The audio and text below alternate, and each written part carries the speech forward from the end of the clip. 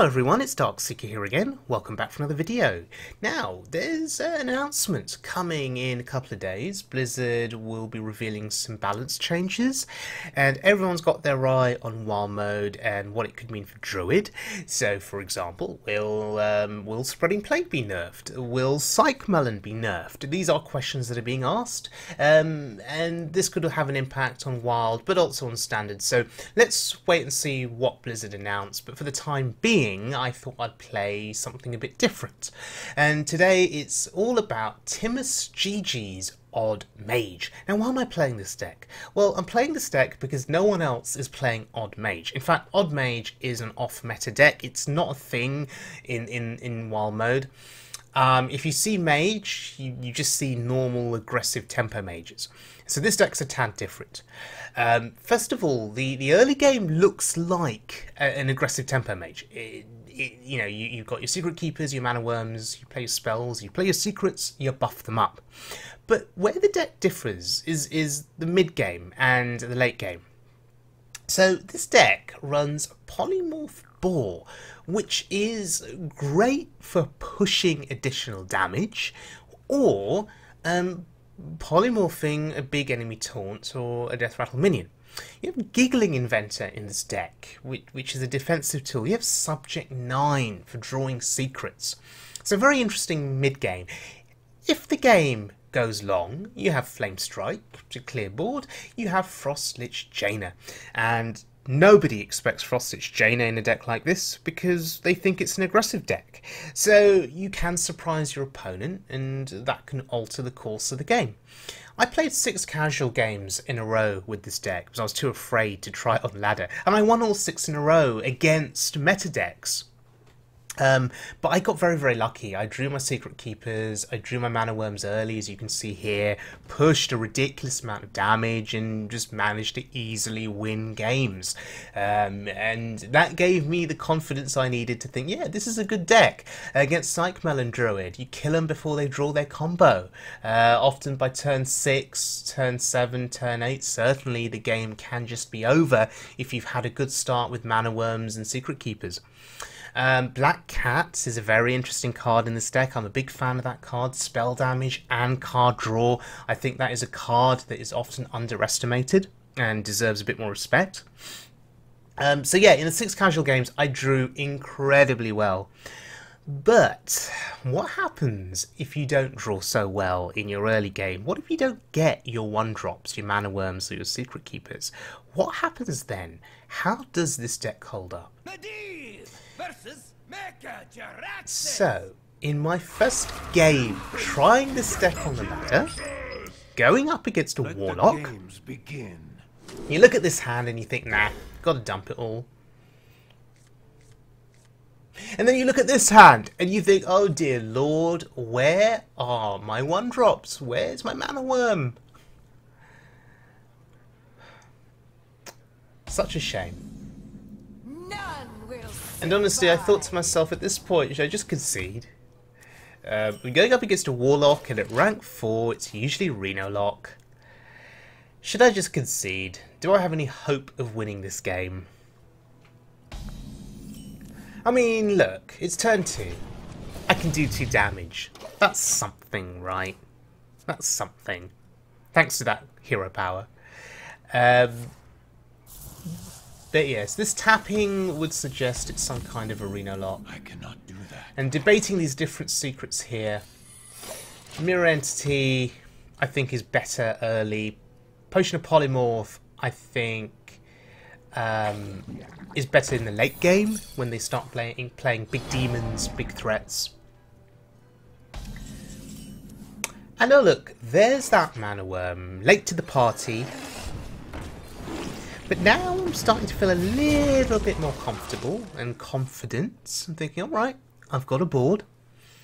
And start pushing that damage. But of course, this is Arena Lock. And it's turn 4. And they have Hellfire every single time. And here's the Giggling Inventor. Pretty much defensive play in this deck. It buys you a bit of time, allowing you to push a little bit more damage, maybe with other minions that you've got on the board. It protects them. Or buys you a bit more time to keep pinging your opponent's face, hoping you can kill them soon. Protects your face. Yeah, so unfortunately though, this Giggling Inventor with these Anoitrons not matching up well against the Kazakus. But look, there's something productive that we can do. So early on, it's all about the tempo. It's all about maintaining board presence, and it's all about pushing as much damage to the face as you can. Subject 9 there, drawing us several cards. That's certainly good value for us. But I have no Mana Worms left to play. I've played one. There's one hidden in the deck. I have no Secret Keepers to go with these secrets. That's unfortunate. I have a Flamestrike. I could just trade into the Anoitrons and Flamestrike the board. And then I could push 4 damage to the face. However, I want to save that Flamestrike.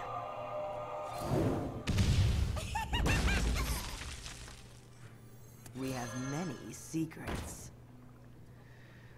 And thinking again about what secret to play, given his health total's quite low, I think Explosive Runes makes sense. We can just hope he doesn't have Reno here. So the Anoitrons make the trade, and we still push 4 to the face. So this was certainly better than Flame Striking, I think.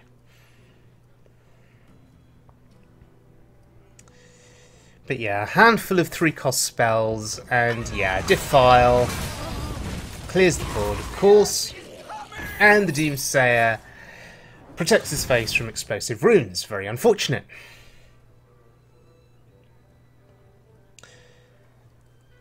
I ain't talking.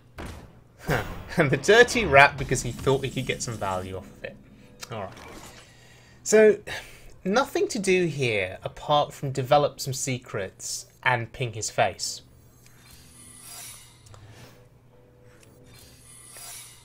And now I'm expecting potentially something big to come down. I mean, he could play Reno here. If he does, at least it dies to the runes, so he can't then return it back to hand.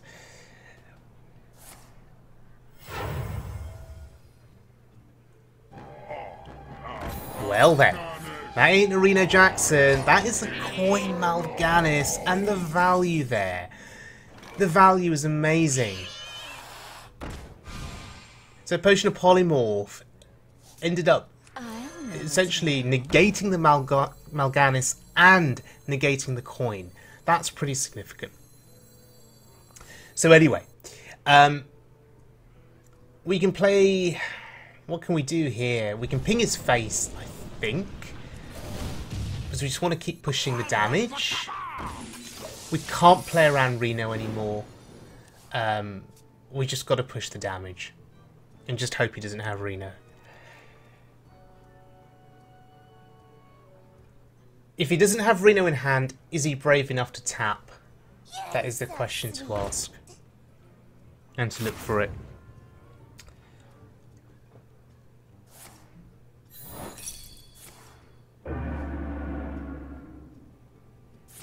There's that Kazakus potion, which I'd forgotten about. And that is a board clear. However, we get the cats back. And that is card draw. That is fantastic. Oh, okay. That's not the card we wanted. Try again. Oh, that's actually better. That's actually better. So we've seen Hellfire. We've seen Defile. He needs a Twisting Nether here, or he needs to Reno Jackson, really.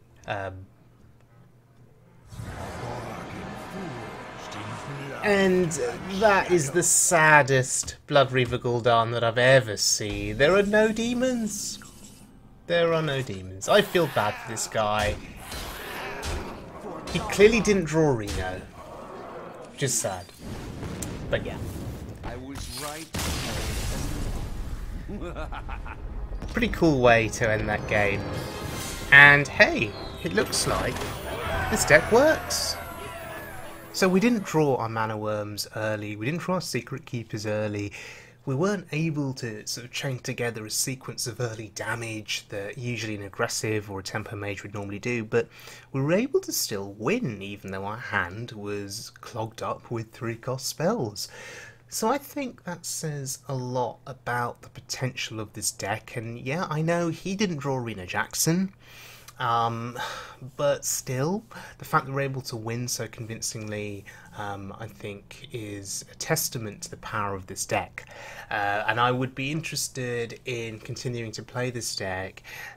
Particularly, Black Cat is a card that interests me, and you know, it'd be interesting to see what more we can do with that card, and if there are any other refinements we could make to this deck that would help that card, I was going to say that cat, that card, to function more effectively. So, thank you very much for joining me, everyone. I hope you guys enjoyed the video, and I'll see you guys all again very soon for more Wild Mode fun.